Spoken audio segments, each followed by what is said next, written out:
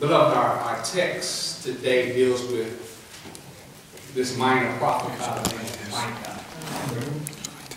Micah was called by God from his rustic, cozy countryside home. At God's command, Micah left familiar surroundings and familiar people to deliver a stern message of judgment to the princes and the people of Jerusalem.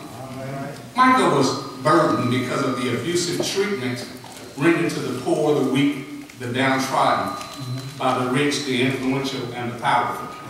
He turned his verbal rebukes upon any who would use their social or political power for personal gain. Corrupt rulers, false prophets, and ungodly priests all became targets for Micah's prophetic barbs. The pollution of sin had permeated every level of society in Judah and in Israel.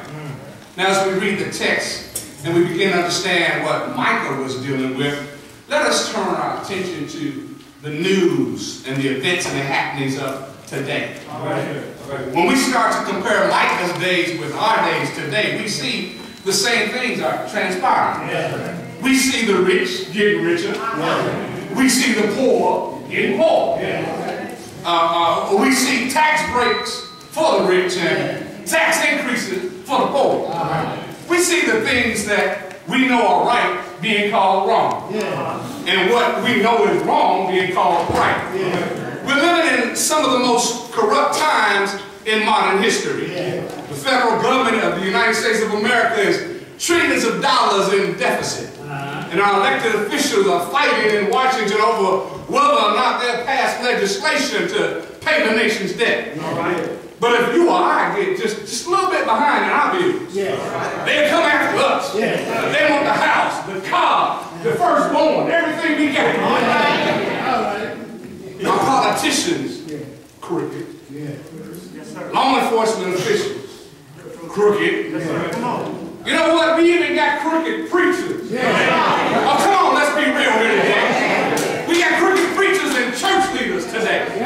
Our financial institutions are crooked. The housing industry is crooked. And we're even finding out that the institutions of learning and those we entrust to educate our babies is crooked. We can just forget about that saying that honest days pay for an honest day's work. Nowadays, too many people are looking for a hookup or a handout. They want the fast money, the quick buck, the easy cheddar.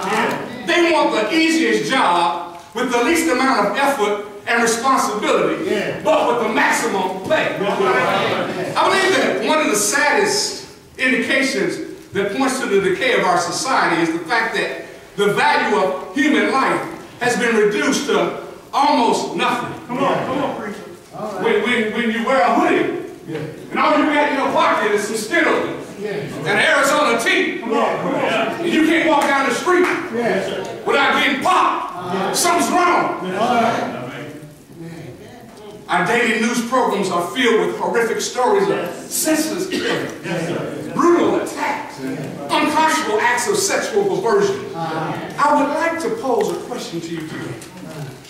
What happened to the safe neighborhoods where children could play freely in their yards and neighbors watched out for one another and they were all too happy to lend a helping hand if you needed it? You know, I can remember on Saturday mornings, my mom would hang out her clothes on the clothesline. Y'all remember the clothesline?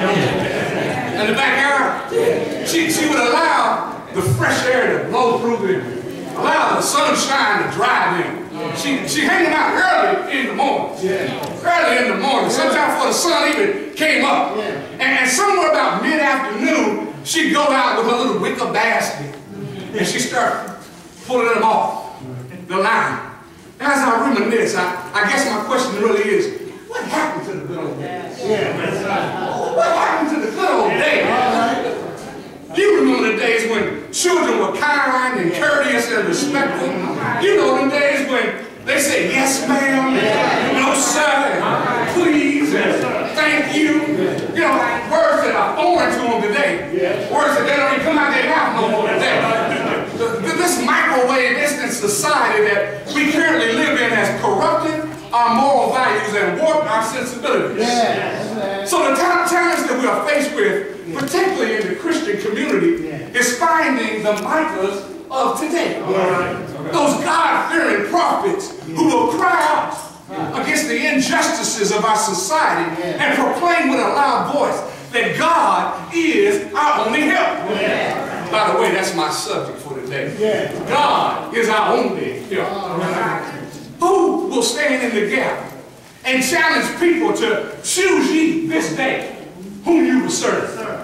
Who is it that will declare with a pure heart and a clear conscience, but as for me and my